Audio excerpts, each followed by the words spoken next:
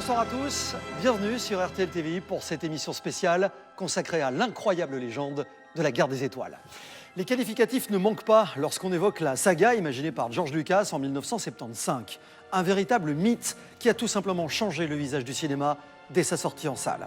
Avant de nous plonger dans l'univers des fans et des passionnés, nous nous sommes tout d'abord intéressés aux origines de Star Wars. Pourquoi et comment la première trilogie est-elle devenue un véritable phénomène de société? Voici une tentative de réponse. Spécialiste de science-fiction, référence absolue en France de Star Wars, éditeur de plusieurs magazines spécialisés, Patrice Giraud connaît la saga sur le bout des doigts et il est intarissable sur le sujet. Le film était tellement révolutionnaire qu'on a littéralement voyagé dans l'espace. On s'est tous identifiés à ces personnages fantastiques et à cet univers qui était incroyablement ludique. Jusqu'en 1977, la science-fiction était quand même considérée comme un sous-genre et on avait complètement délaissé les ados. Lucas et Spielberg, finalement, ils sont arrivés avec cette jeunesse et finalement, Star Wars, c'est la quintessence de la jeunesse. La force de Lucas, c'est que pour faire la narration de son film, il s'est inspiré des grands mythes. Mais simplement, cette fois-ci, il le met à sa sauce dans une histoire qui est un peu la Flash Gordon, qui s'appelle La Guerre des Étoiles. Et ce mélange a fait que Star Wars est devenu un conte mythologique moderne.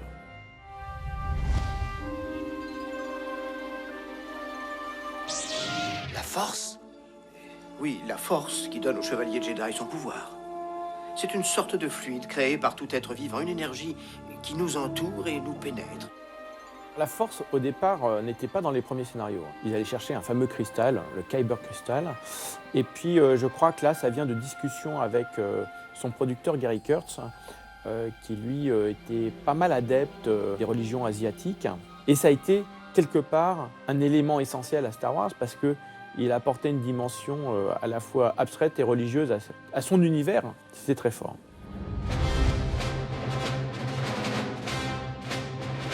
C'était des complets inconnus qui ont été castés dans le rôle de Star Wars. Je pense qu'à l'époque, on était moins dans le Star System et puis de toute façon, c'était considéré comme un petit film.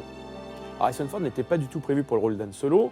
Il s'avère qu'à cette époque-là, Harrison Ford, pour gagner sa vie, faisait des meubles et ils avaient besoin de quelqu'un pour lire le rôle de Han Solo. Ils ont demandé, dis donc Harrison, tu veux pas nous donner un coup de main là, lire la partie de Han Solo? Et donc il disait ces phrases.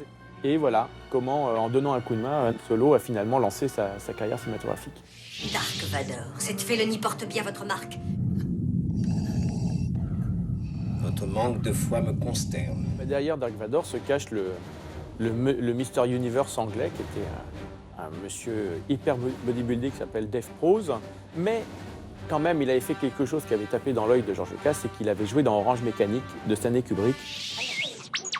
Que monsieur m'excuse, mais cette unité D2 est en parfait état. Une affaire en or.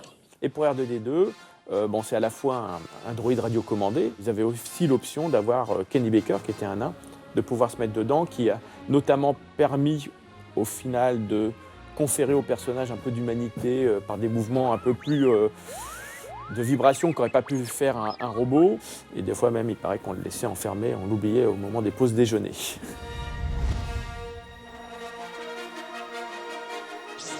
La musique de John Williams, elle est mythique comme le film, parce que finalement, chaque personnage a son thème.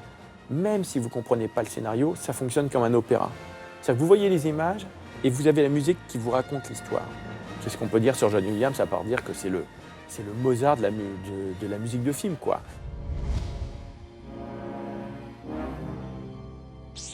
Le grand secret du second épisode, effectivement, donc s'il y a des enfants devant la télé qui n'ont jamais vu Star Wars, ne regardez pas.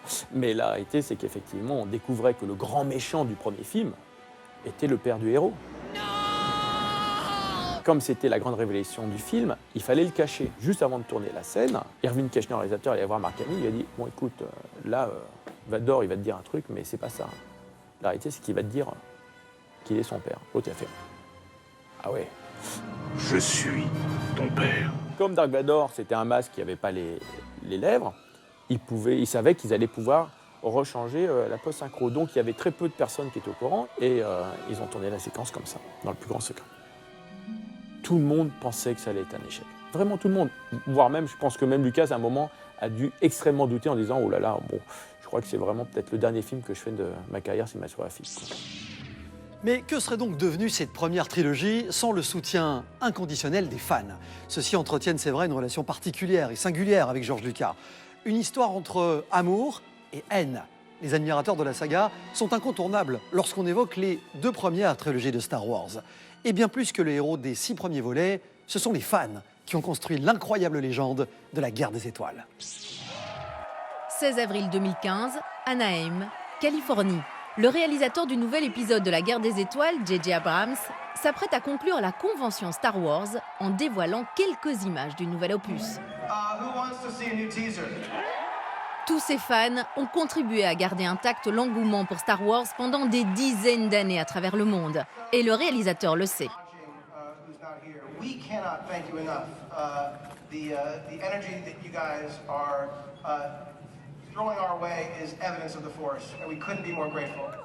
Chewie, on est à la maison. Dès le premier film, l'enthousiasme pour Star Wars dépasse largement les salles obscures. George Lucas, le génial créateur de la saga, va réussir à établir un lien particulier avec ses fans, et ce, en 3 étapes. Voici donc les 3 travaux de George Lucas pour créer la plus grande communauté de fans au monde.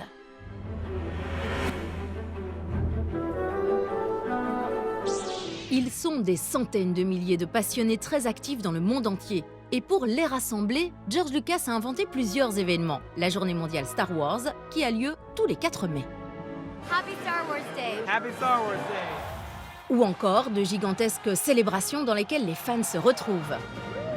Are there any Star Wars fans here? Oh yeah!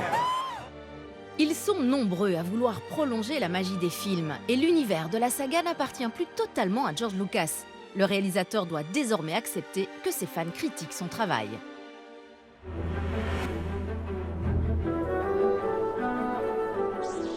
Lorsque George Lucas sort en 1997 une version remaniée des premiers épisodes de la Guerre des Étoiles, certains fans réagissent mal. George Lucas is trying to revisit history, rewrite history. Lucas est aussi critiqué pour avoir créé un empire marketing autour de la Guerre des Étoiles. Lui-même reconnaît qu'il s'est éloigné de ses premiers rêves de réalisateur. Je combattais le système des studios que je n'aimais pas. Je n'appréciais pas que les compagnies aient pris le contrôle du cinéma. Et je me retrouve à la tête d'une véritable industrie. En fait, c'est ironique que je sois devenu ce que je voulais éviter. Un peu comme Dark Vador, qui est devenu ce contre quoi il luttait. Le réalisateur sait à quel point les films sont importants pour ses fans, mais il sait aussi que ces histoires sont passées depuis longtemps dans l'imaginaire collectif. Restreindre le phénomène uniquement à ses fans les plus fidèles serait une erreur. Aujourd'hui, Star Wars est partout. Des publicités intègrent les personnages des films pour s'adresser à tous. Et nos autres films et séries préférés sont eux-mêmes truffés de références aux différents épisodes. Tu n'as pas, tu sais, certains fantasmes particuliers? Est-ce que tu as vu le retour du Jedi? Oui. Que la force soit avec toi. Les phrases cultes des films sont immédiatement perçues. C'est le côté obscur de la force. Même par ceux qui n'ont pas vu les films. Elle est pas mal celle-là.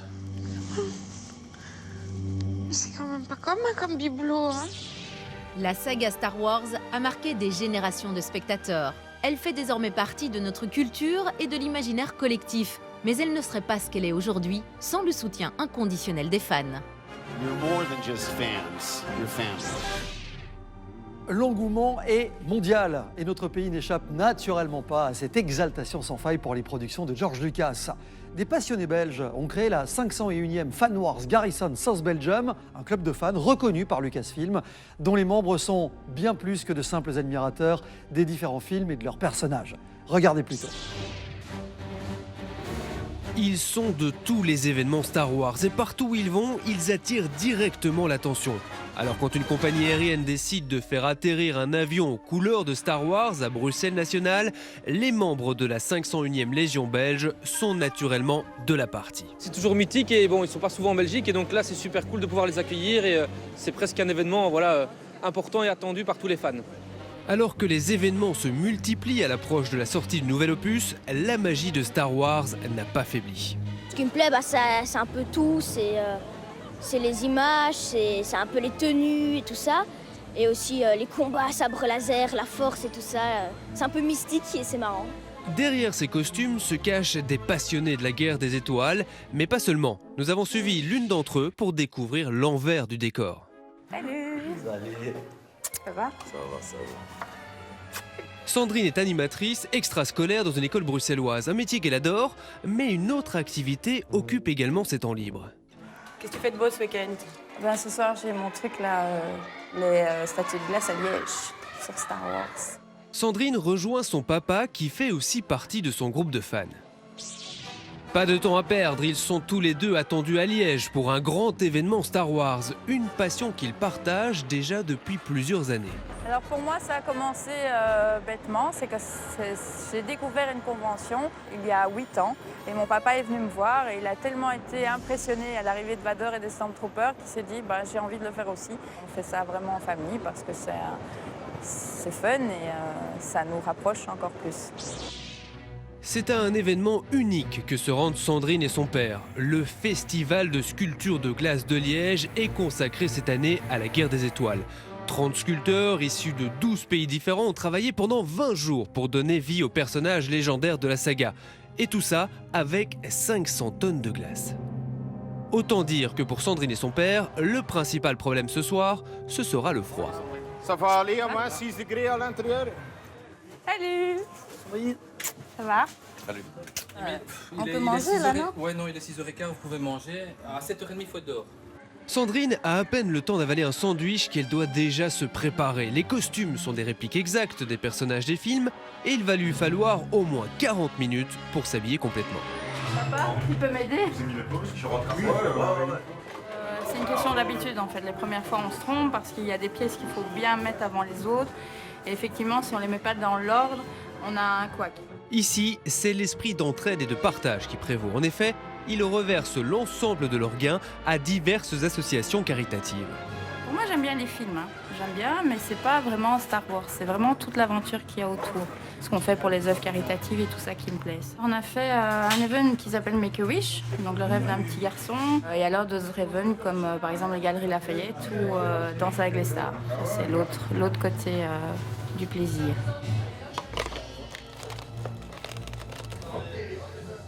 À 7h30, les invités vont arriver. Il y a plus ou moins entre 400 et 500 personnes qui sont prévues. Et donc, on reste à l'entrée, on accueille les personnes. Vous êtes tous prêts? On va y aller.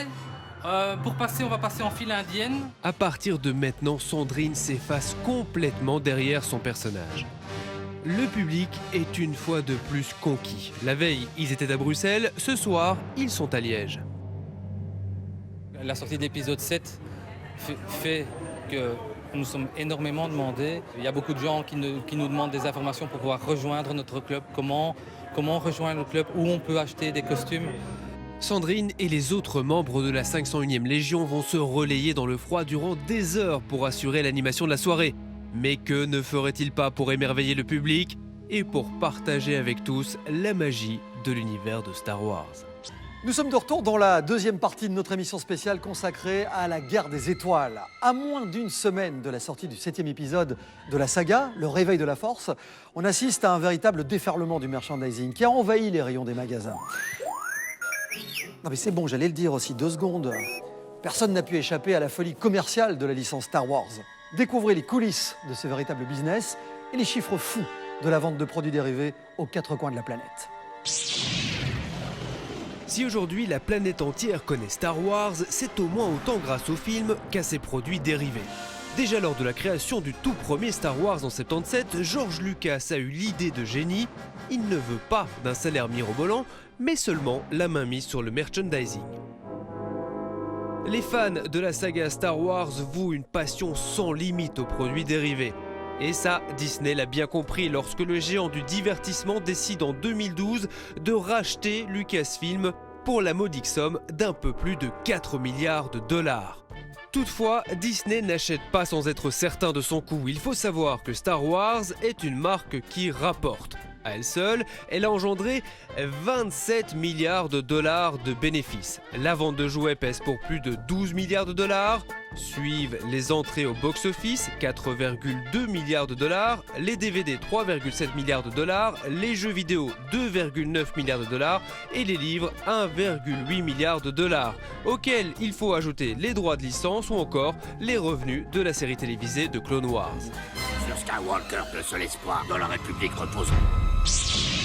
Il va donc falloir mettre le paquet pour rentabiliser au plus vite cet investissement colossal, avec les nouveaux films bien sûr, mais aussi et surtout avec le merchandising. Si Disney se veut très discret sur sa stratégie marketing, elle décide par exemple de créer l'événement avec le Vendredi de la Force mis en place 3 mois avant la sortie prévue ce 16 décembre en Europe. Mais un succès mondial ne se crée pas tout seul. De nombreuses entreprises y participent. Partout dans le monde, Disney a octroyé ou vendu des licences à des marques comme Celio, Moon Boots, Carrefour, Crocs, Samsonite, Lego ou encore la marque de maquillage P&G. Vous l'aurez compris, on ratisse large. Pour Disney, l'objectif est de sortir les fans de Star Wars de l'étiquette du geek. Les 7 Lego Star Wars réunissent les parents et les enfants pour construire, jouer et passer du temps ensemble. Alors on rajeunit la cible, on la rend plus cool et on la féminise. Un nombre très important de marques a décidé de se lancer dans l'aventure et donc d'acquérir une licence. Mais au fait, ça leur coûte combien ce genre de licence ? Là, ne vous attendez pas à un sacré budget que nous mettons sur la table pour profiter du message Star Wars. On paye une licence à Disney, donc c'est un pourcentage des ventes qui est versé auprès de Disney. Lego paye pour utiliser les droits de Star Wars, mais les détails autour de l'acquisition sont très confidentiels. Difficile effectivement de savoir combien Disney empoche à chaque vente d'un produit estampillé Star Wars. Ce qui est sûr par contre, c'est que ça marche. Quand on place un produit avec Star Wars dessus, les ventes sont directement multipliées par 3. Mais pour que ça fonctionne, il faut avoir le nez fin. Évidemment, les produits dérivés ne se fabriquent pas en quelques jours. Pour la plupart, la production sera lancée au moins 1 an à l'avance. Pour les marques qui détiennent une licence, il va donc falloir faire un énorme pari sur le futur. Comment savoir à l'avance les nouveaux personnages qui vont marquer? Quels seront les produits qui s'arracheront comme des petits pains? Une des difficultés, effectivement, c'est que Disney nous communique les style guides, donc les livres avec tous les visuels qu'on peut utiliser pour développer des produits, un peu en retard, disons, par rapport à ce dont on a l'habitude de faire pour une gamme de bagages normale. Et là, en l'occurrence, on reçoit les visuels peut-être 6-7 mois à l'avance, donc on doit vraiment se dépêcher pour être à temps pour le film. Certains produits, par contre, sont des succès annoncés. On a lancé le X-Wing Fighter en 1999 et on est déjà à la 10e version. Effectivement, du côté marketing, depuis 1977, il n'y a pas vraiment de soucis à se faire. Et finalement, ce sont les fans qui doivent être le plus inquiets. On achète les produits plusieurs mois à l'avance, ils entrent en magasin. Et là, nous voyons que le client s'est vraiment rué sur ces produits jusqu'à un certain niveau. Et aujourd'hui, ce que vous voyez encore en magasin, c'est ce qui nous reste.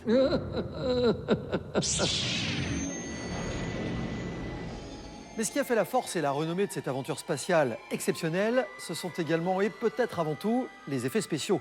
George Lucas a été un véritable précurseur et on peut dire qu'avec son équipe, il a révolutionné le genre en proposant de nombreuses évolutions technologiques et en prouvant que finalement rien n'était impossible. Alors qui mieux que 2 de nos compatriotes, Amaury Coljon et Luc Longin, qui ont collaboré à la création des effets spéciaux sur le dernier opus, Le Réveil de la Force, pouvaient nous en expliquer toutes les subtilités et leurs implications dans le cinéma d'aujourd'hui.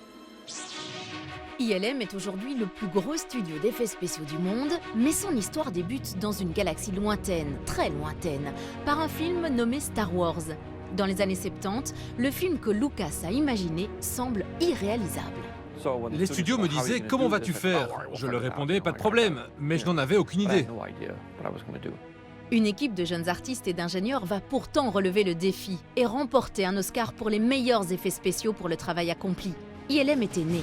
Luc Longin est belge. Il fêtera bientôt ses 20 ans chez ILM. Il a été un témoin du parcours de George Lucas et de sa société.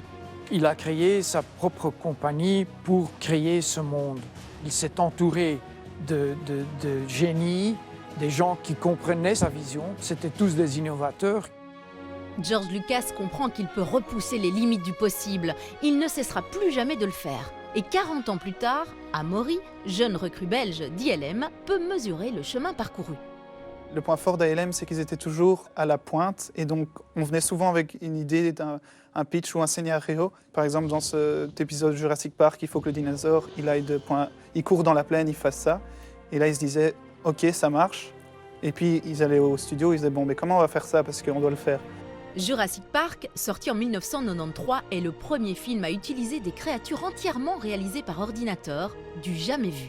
Tout est faisable maintenant en digital. Là où à l'époque, parfois, on évitait certaines choses. On va mettre le dinosaure peut-être dans l'ombre, comme ça on va pas trop le voir. Aujourd'hui, par exemple, Jurassic World, on va faire ce qu'on pouvait pas faire, donc c'est-à-dire faire des dinosaures volants. On va vous en montrer plein la vue comme on pouvait pas le faire avant. ILM a fait entrer le cinéma dans le monde digital. Il ne reviendra plus en arrière. La marionnette du vieux Yoda, dans la première trilogie, est devenue un guerrier féroce et numérique.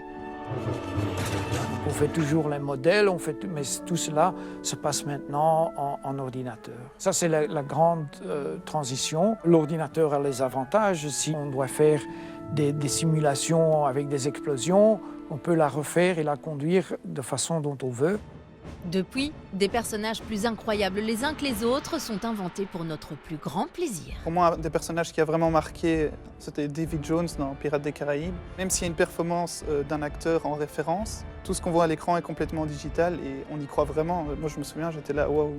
Et ces derniers mois, Amaury a eu la chance de travailler sur le film le plus attendu de tous les temps, le dernier Star Wars. Ce nouvel épisode fera le lien entre le passé et le futur. Le top de l'animation digitale cohabitera avec de vrais décors et des personnages réels. J.J. Abrams, le réalisateur de ce dernier opus, a voulu retrouver l'esthétique des premiers épisodes de la saga. Get back to the old days, the old ways of doing things. And I'm just going to bring this character to life. J'ai pu voir le film en entier, bien que je me suis retenu de regarder les 2-3 dernières séquences du film. Sinon, de ce que j'ai déjà vu, c'est beau, oui, c'est très beau. J.J. Abrams a fait du bon boulot.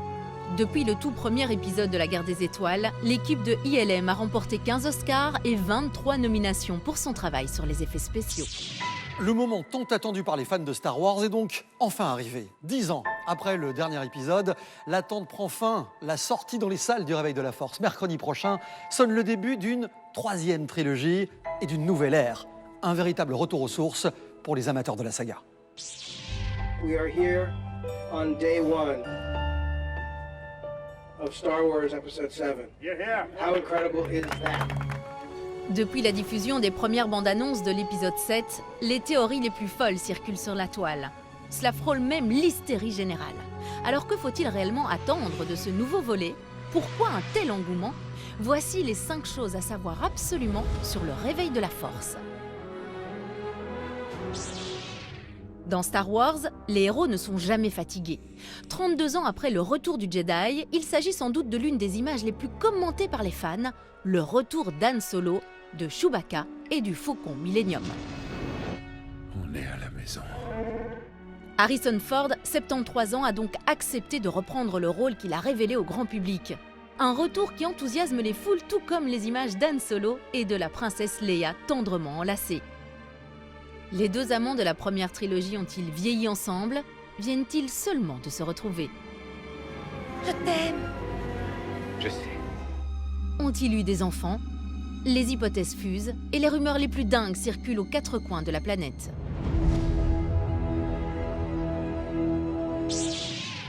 Après avoir vendu la franchise au groupe Disney pour 4 milliards de dollars, et alors qu'il devait rester simple consultant pour apporter son savoir-faire sur les 3 prochains épisodes, les relations se sont vite envenimées avec le réalisateur J.J. Abrams. Les deux hommes n'avaient pas la même vision de la suite à donner aux aventures des Jedi. Lucas a donc décidé de faire un pas de côté pour ne pas interférer sur l'histoire et la mise en image du Réveil de la Force. Aux dernières nouvelles, le créateur de la saga découvrira l'épisode 7 comme tout le monde sur grand écran.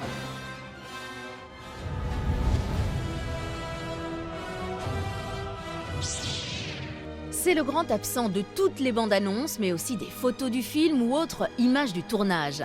Luke Skywalker ne serait apparu que sur le second trailer du Réveil de la Force.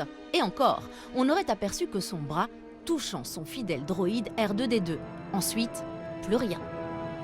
Le plus grand secret sur le retour du dernier des Jedi a été gardé. Une véritable prouesse, tant les fuites ont été nombreuses. Dès lors, les théories les plus folles circulent. Luke aurait-il pu passer du côté obscur de la Force comme ce fut déjà le cas pour son père, devenu Dark Vador? Pour les fans, il ne fait aucun doute que le Jedi et Kylo Ren, le nouveau méchant, seraient en fait la même personne. Une théorie qui constituerait l'un des grands retournements de situation de ce premier épisode de la 3e trilogie.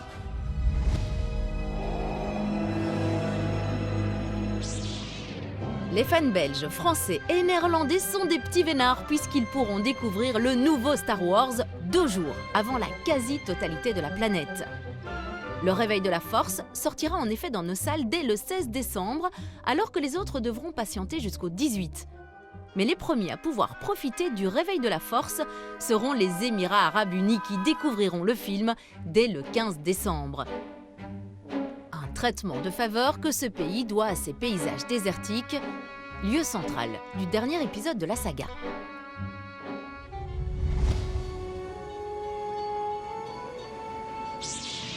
Selon les informations du magazine Variety, le Réveil de la Force aurait déjà rapporté plus de 50 millions de dollars en pré-vente de tickets, un véritable record.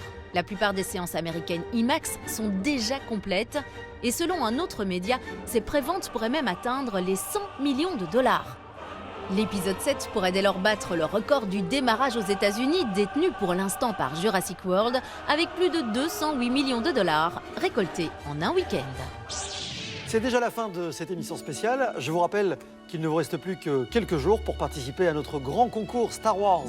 Envoyez donc Jedi au 6606 et remportez peut-être une formation à la Jedi Academy de Disneyland Paris et plein d'autres cadeaux. Bonne chance, je vous retrouve très bientôt pour de nouvelles aventures. Que la force soit avec vous.